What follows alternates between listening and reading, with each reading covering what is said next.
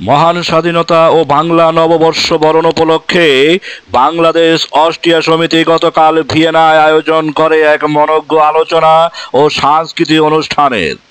সাংস্কৃতিক অনুষ্ঠানটি উপস্থাপনা করেন সাংস্কৃতিক সম্পাদক ইমরান হোসেন ও ডেইজি। স্থানীয় শিল্পীদের নিয়ে মনোজ্ঞ সাংস্কৃতিক অনুষ্ঠানটি পরিচালনা করেন বেগম জান্নাতুল ফরহাদ।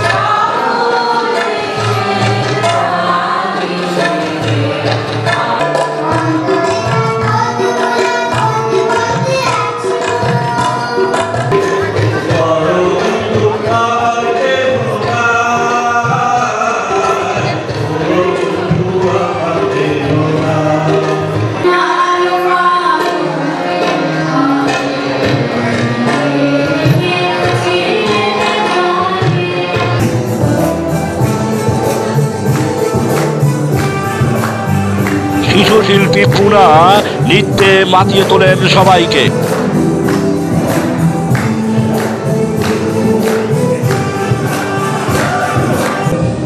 সনমের নৃত্য ও সবাইকে আকর্ষণ করে।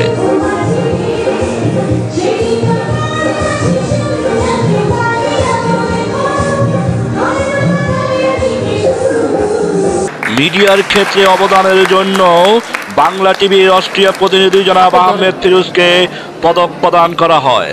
পদক প্রদান করেন সংগঠনের সভাপতি জনাব ইসমাইল মোহাম্মদ। অনুষ্ঠানের শেষ পর্বে বাংলাদেশ থেকে আগত সোনিয়া গানের সুরে সবাইকে মাতিয়ে তোলেন।